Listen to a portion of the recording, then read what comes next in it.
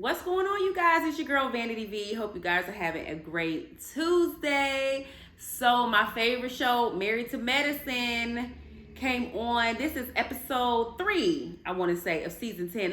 This episode was so good. This is probably my favorite episode this far. Let me tell y'all what I really love about Married to Medicine. So I love it because I feel out of all of the reality shows on Bravo, Married to Medicine keeps it the most real.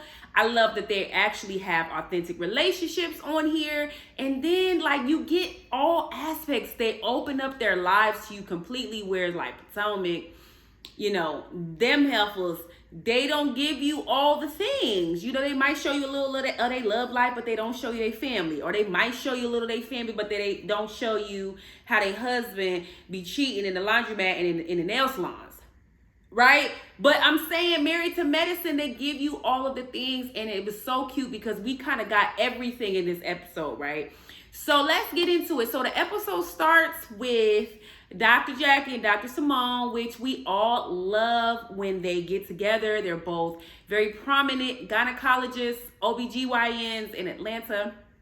Very highly sought after. We know, you know, if it's a celebrity, Dr. Jackie is going to deliver, child. You know, we see this season that she's, you know, delivering and working with the Brad and Judy and about to deliver their baby. Dr. Simone is the same thing. You know, they're both amazing with that. We know, we love their friendship. They get together, you know, just kind of, you know, chop it up for lunch. And so the topic of discussion for this lunch was sweet tea. What is her name, y'all? Is it Tisha? Latrice or something like that? I'm going to find out her real name by episode 4. But Sweet Tea, they're kind of talking about her. And, you know, just kind of getting into, you know, what their thoughts are of her, et cetera, et cetera. Dr. Jackie, you know, she's a little, she's like, you know, she's cool. You know, what was that all about? Because remember, you know, she had that little incident where she got very emotional. She's like, well, what's up with her? And we see Dr. Simone has this alleged friendship with Sweet Tea. And let me just say this real quick about Dr. Simone. I have like a love-hate relationship with her because I really like her. But I feel like Dr. Simone is the type of person where if she's not feeling you, she's gonna do like some grimy stuff behind your back. And I don't like that. Like she seems very vindictive because we know that her and Toya have a lot to do with why Sweet Tea's even on the show. But you know, anyway, Dr. Jackie asked her, so what's up with Sweet Tea? She all right? And so, you know, Dr. Simone is just like, you know, she's dealing with a lot as far as, you know, the wedding planning and all this. She's just stressed out, you know, whatever, yada, yada, yada. So, you know, their conversation was cool. It was nice to kind of see them together. Sidebar.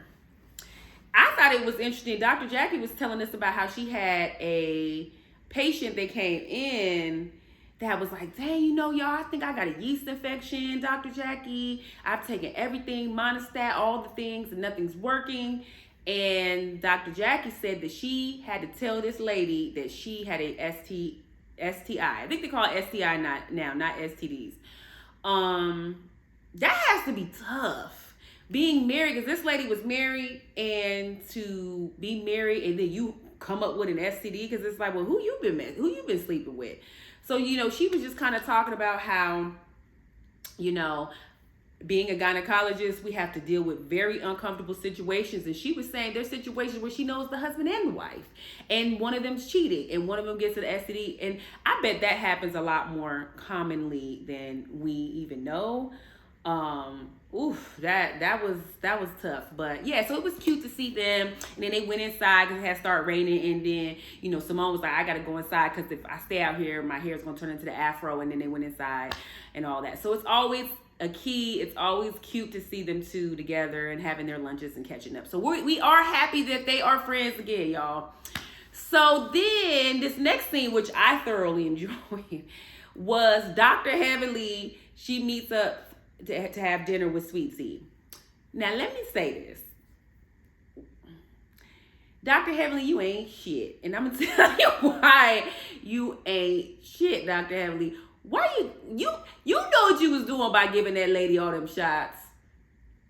Dr. Heavenly kicked it off, talking about, ooh, let's get a shot. We celebrate her whoop. You know, the little laugh that Dr. Heavenly does.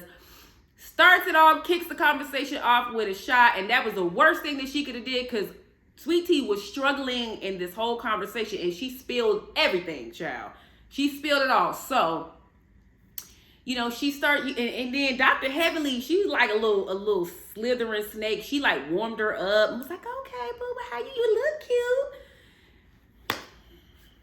Dr. Heavenly, if you don't stop, I cannot with you. You are hilarious. But yeah, she gave her some shots, warmed her right on up, and then Sweet Tea starts singing like a hummingbird. Done told Dr. Heavenly that she's very, very stressed out, which clearly is the running theme for her. But let me just say this.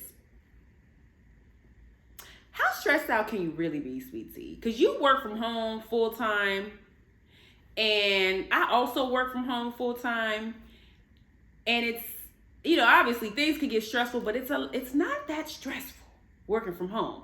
And then, now again, I've never planned a wedding. I imagine that there's a lot that goes into that, but he's paying for everything. And you should have a wedding. And it seems like you have a wedding planner, but like, she just seemed like she needs to like toughen up. Like Sweet Tea just seemed like a punk.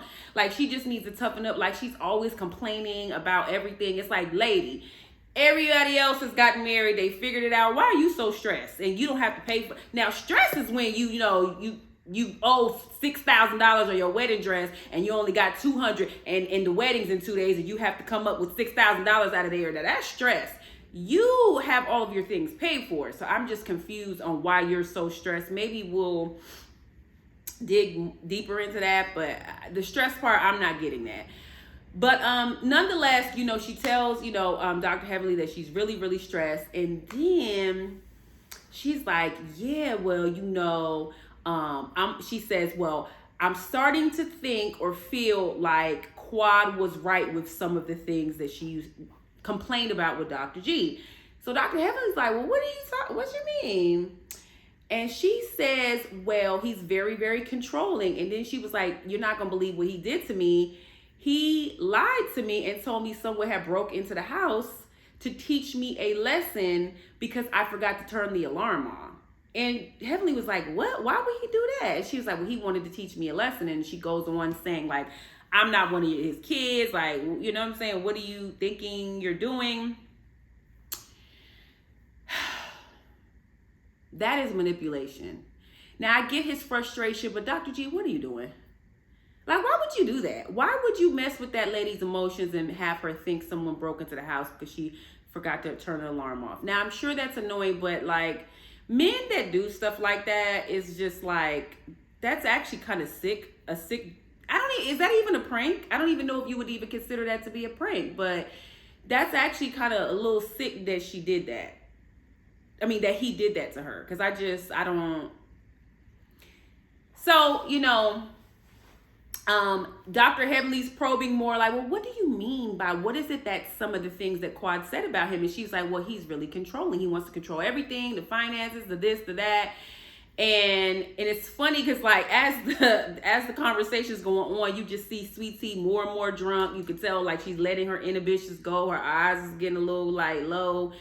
And, you know, she just starts to tell Dr. Heavenly everything, pretty much co-signing what Quad was saying. Now, let me say this, y'all.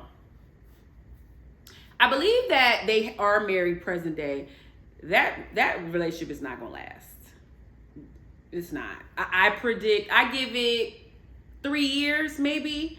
Because number one, and granted, this is her first season on the show, so she probably didn't really know what to expect. She's getting to know the girls, all of that. But number one, Sweet Tea talks too much.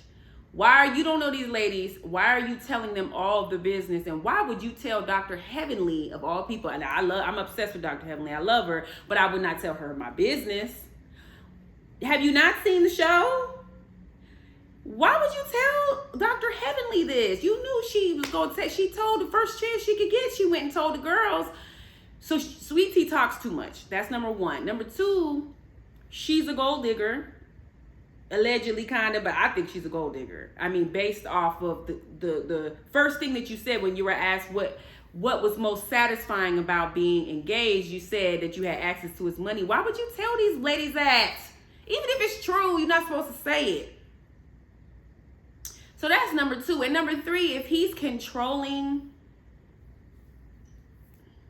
And then did Quad say he got like little shit, like toddler bite size? Didn't Quad say that about him? That's the one for me. So all of those things, and you got a little ping. Recipe for disaster. So yeah, I don't think that this, whatever this is with Sweet Tea, because I don't want to say the lady doesn't love him, but it's giving she wanted to get on the show. It's giving she sought him out. It's giving he was like, she determined that he was probably vulnerable, jumped in his DMs, and like she got what she wanted. Also, Sweet Tea's cute. It's something about her jaw that's bothering me. I don't know what it is. She got like an underbite or overbite, but it's something that's bothering me about her jaw. Like it's something, maybe Dr. Heavenly can help her. I don't know. She's cute, but it's something that when she talks, she's like, I don't know. It's something about her jaw. But anyway, nonetheless, yeah, I just don't see their marriage lasting. But anyway, moving right along. Then we get Simone and her sons. This is what I love to see Simone. I love her sons. I love her family. I actually love all of their families. But we get Dr. Simone and Cecil. Her sons are home for, I want to say she said spring break. And they're just talking about, they're catching us up on how their sons are doing. I think one of her sons went to Howard and he's transferred to Georgia State. He dropped out and got back in school.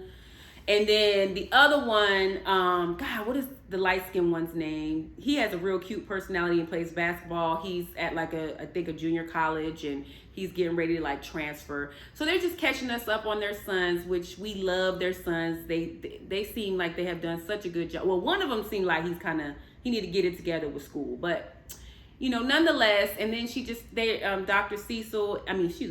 Dr. Simone and Cecil are talking about their conflicting parenting styles and how Cecil they're spoiling the boys. They admit it. They're like, we are more fortunate than our parents, but we kind of feel like we're enabling them. And Dr. Simone talks about how Cecil is the parent that like just wants to just take care of them forever. Whereas, Dr. Simone is kind of trying to prepare them to be adults and be financially independent and stable and stuff. So they're kind of battling with that. But the boys, even though the boys are cute and we love them, they do seem very much entitled. And so, it's cute to see. It is just interesting to see as, your kids matriculate through school and they become young adults, the struggles that it probably is, because my daughter's 9, she's young, but the struggles that you have with like letting go, with completely letting go and kind of forcing them to be more independent. So it seems like that's where they're at, but their boys are doing really good. So it's nice to see that. Okay. So then we get to Dr. Heavenly, Damon Daddy, and Allura. This scene, I cried. Like from laughter, because first of all, Dr. Heavenly is a whole fool. And so in this scene, they're talking to Allura, and it seems like at this point, well, we know we're at Allura now. She has started school at Florida A&M, but at this particular point, it seems like Allura knows but she want to go to school. But it seemed like she didn't quite tell her mom and dad, like, okay, y'all, I'm not going to Spelman. I'm definitely going to Florida A&M, and that's it, because they're still trying to like talk to her about why they think she should stay close to home and kind of the differences between the boys, which that is such a terrible like double standard that young women can't take care of themselves and they can't go away from home, but then the boys can handle it, because boys mess up too. But let me just say this, I am a testimony. I came from the West Coast to the East Coast, literally across the country to go to school. And I have done amazingly well for myself. But, you could stay home and mess up in school.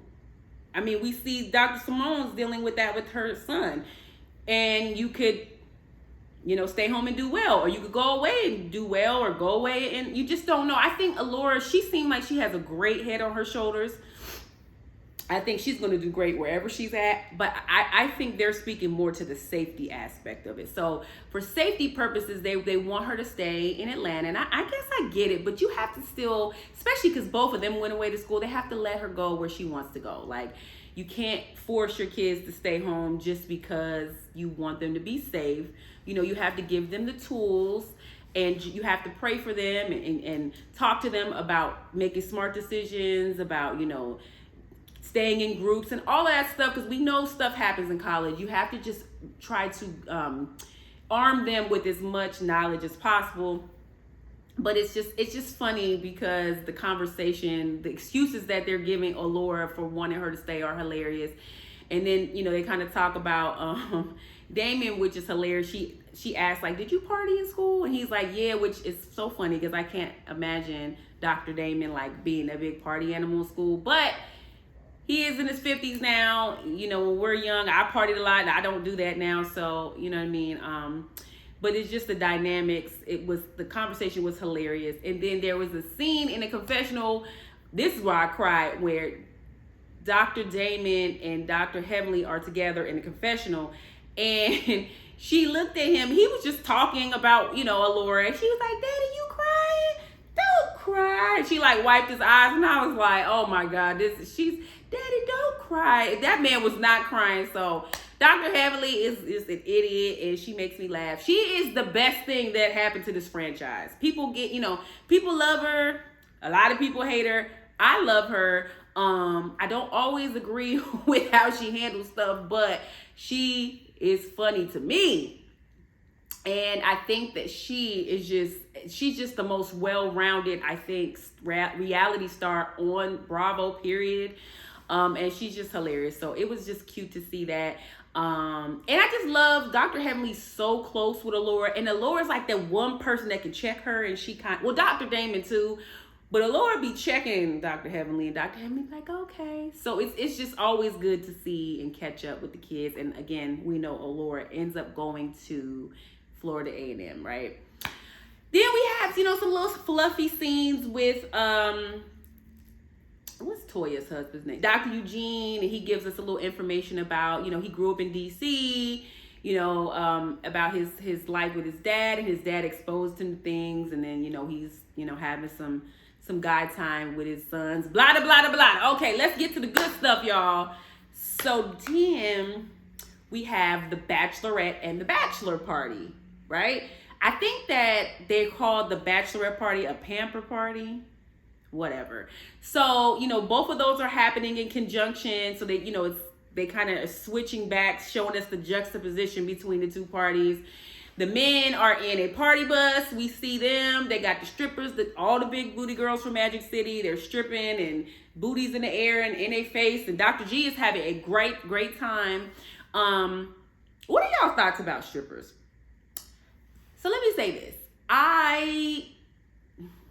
For a bachelor party, who cares? I mean, it's not a big deal. You know what I mean? Guys, this is like his last hurrah. You know, as long as he's not sleeping with the women or anything like that. It's just like, ladies, loosen up. Let your man go to the strip club. It's not a big deal. They're just having fun. As long as they're respectful and they're not doing nothing wild, it's whatever. So the guys are doing that. Then we have this pamper party that Toya and Phaedra have hosted, right? So I thought it was interesting that Phaedra was hosting in conjunction with Toya, because it's like, I guess she's Dr. G's friend. Like, they're genuinely friends. But then she's so close with Quad that if I were Sweet Tea, that would always be in like the side of my mind. Like, I can't really trust. Well, you can't trust Phaedra anyway, right? Like, Phaedra's shady. You can't really trust her. But I would be thinking like, okay, but I can't really trust Phaedra because she's cool with Quad. And we'll get back to Quad in a minute. So they have a pamper party. It's hilarious. The ladies walk in. They always got young men. I don't know what it is. If it's Toya and she's finding men, that men are going to be under 25 or under 30. And they be short. They be looking like, you know, they just graduated college. So it's no different this time. Toya gets the youngest little cutie pie men in Atlanta. And they have, you know, little trunks on with no top, and they're, you know, greased up and everything. Typical Toya situation, right? But I do appreciate that she didn't get strippers, because I'm not into male strippers, you know. So if, you know, God willing, I end up getting married, or, you know, whatever I decide to do, I don't want my friends getting me no strippers. Like, I'm okay with the pamper party. It was because, you know, the man was greased up, whatever. But also, I don't really like grease. Like, don't get grease on me. Like, it's okay if I grease myself up, but I don't want your grease on me. I think that's why I don't like male strippers, because they're always greasy, and they're always like, you see them, they jumping on you. Like, I don't want your grease on me. So she did get the male strippers, and they're greeting the ladies as the ladies come in. You know, Dr. Heavenly says something hilarious. Toya seats her down, and the guy puts whipped cream on her, and he's like, ooh, you just bust one, or whatever. It was funny. And then, you know, they're all getting massages, they're chit-chatting, you know. Sweet Tea is telling them about some of the issues that she's having regarding, she had to switch the wedding venue or whatever, right? And then she says, she gets a call, and okay, just so that we know, Sweet Tea's twin sister, I forget her name, that is her fraternal twin sister, but they look identical. She's there, okay? Her sister's there. So Sweet Tea's on the phone. The venue calls her and said, you know, that she had to switch venues, and because of that, there would be like an additional $13,000 that she would have to pay. That not because of the venue switching, but because of the vendors that were coming. I was confused about that. Why would she have to pay? Why would the vendors be charging her more just because she switched venues? I mean, if their services weren't changing, why would that affect it? I don't know. I'm not an event planner, so maybe some of the event planners can chime in. But I thought that was weird, because I'm like, what does that have to do with anything? But anyway, nonetheless, so she obviously, after she gets this phone call, she's upset, because she's like, oh my God, I'm already stressed, more money. I'm sure that would mean Dr. G's not going to be happy about it. And so I was confused. Her sister seemed like she was trying to console her in that moment. And when she did that, Sweet Tea was kind of like, get off me. And then her sister was like, you know, hold up, don't take it out on me because you're upset. So they get into it, you guys. I didn't understand that. That's the one thing that annoys me about these reality shows, is sometimes the way they chop and screw and clip stuff, they leave out they leave out the context of like why they were really arguing, because she was being nice to Sweet Tea, and this Sweet Tea, her reaction didn't match that moment. So I'm like, maybe there's something we're missing. Maybe her sister said something crazy to her to make her do that. But based off of what we just saw, I didn't understand it. So they get into it. I thought they was gonna fight. She acts a fool. They both seem like hotheads a little bit. So her sister was kind of like, look, what we doing? You know what I'm saying? Like, you mad, I'm trying to console you, but you bucking up at me, so what we doing? And so it was nice that, you know, all the ladies, because you don't want to see sisters. You don't want to see anybody fight. Everybody keep their hands to themselves, but you definitely don't want to see sisters. So they kind of broke them apart.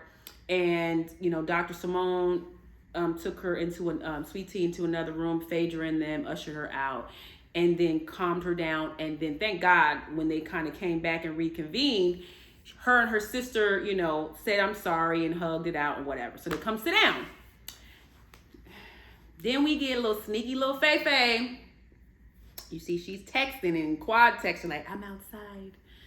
So she goes, and I believe truly nobody knew Phaedra was doing this. She goes and grabs Quad. Brings Quad in. Everybody goes crazy. Dr. Heavenly, you know, her little laugh or whatever. And she goes and hugs Quad, because obviously nobody has seen Quad in forever. And so Toya was pissed. I have a question for y'all. Do you think that okay, was it wrong that Phaedra brought Quad? Absolutely. Was it shady? Absolutely. Was she trying to incite a problem? Absolutely. However, Toya was so mad. Toya hates Quad. And I didn't know, I know they was beefing, right? But I didn't know Toya hates her. Like, she was pissed. She was, anybody who spoke to her, she was mad. She was like, oh, really, Dr. Heavenly, y'all cool now and y'all this. And I'm like, damn, Toya, like, you really don't want anybody to speak to this lady. So Toya's upset and she's like, Phaedra, I'm pissed off at you. Why would you do that? I agree with Toya. I planned this, you know, this is for, I don't want my husband's ex-wife at mine, nothing. I don't care. I don't want my husband's ex-wife there. I'm sorry. Like, absolutely not. Don't invite her. Anybody who invite her, I'm gonna have some heat for you. So I get that, but Toya was more mad than Sweet Tea. So Quad comes in bearing gifts. They actually hugged. And so then Sweet Tea's like, well, Quad, come sit by me. So Toya, I mean, everything set Toya off. Toya's like, oh, you fake as hell. You want her to sit by you. What are you doing? Like, what are we doing? You didn't even want us to talk about her in your home, but then she comes here uninvited and you have her sit next to you. Like, what are we doing? And so Sweet Tea was like, yeah, but that's different. That was my bridal shower or whatever. You know, you're in my house versus like she just was kind of making excuses for it. And Toya wasn't having that. Toya was very, very upset. And so she's just nonstop. She's heated. I don't know if I've ever seen Toya that mad other than the situation where she was at. I forget whose house she was at. And old girl last year tried to swing on her. But Toya was heated. And so she was just like, look, Phaedra, I'm pissed. You got to go. Quad, you got to go. And so Quad stands up and she's like, Sweet Tea, do you want me to leave? And Sweet Tea kind of hesitating. She was like, it's probably best if you leave. Which, yes, Quad, you need to leave. That was really bold for Phaedra to do that, especially being a new person. Ladies, if that don't tell y'all that Phaedra cannot be trusted, I don't know what else is. For Phaedra to bring Quad there is crazy. So if y'all don't see that you cannot trust Phaedra, I mean, you've had 11 other reasons to know you can't trust Phaedra. But if that don't show you can't trust her, I mean, for our viewing pleasure, we love it. But so then, you know, Phaedra ushers her out, and then Phaedra comes back and what did she say? She said some BS talking about, well, everybody keeps talking about Quad, so I just thought we should bring her here so, you know, you guys can ask her. I was trying to No, Phaedra, you was shady. You know you was dead wrong. This is this lady's bachelorette party, and I know you're on the show, but you don't bring Quad. You just don't do that. So, you know, the show kind of goes out with the fallout from that. But so let me say this, y'all. I give this episode a 9. I really enjoyed it for so many reasons. I laughed. I love seeing the kids. I love the shade. I like the blow up between Sweet Tea and her sister. Something's telling me that that's not it. We're going to continue to see them like bumping heads. So I like that. So yeah, I like the episode. So I would say Married to Medicine is giving me what I want this season. Unlike Potomac, but that's a whole other story because yeah, Married to Medicine is just proving to be the better show.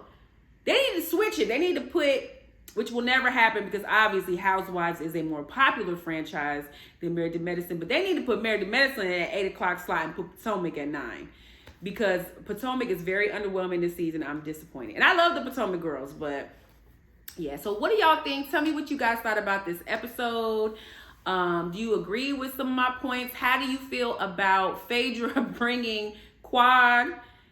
Do you think that in the next episode it's going to be a lot of drama surrounding Dr. G and Sweet Tea's wedding, because I believe they get married in the next episode. What do y'all think? Give me your thoughts. All right. And then as always, please like, subscribe, and share, y'all. And I will talk to you guys next week. Bye-bye.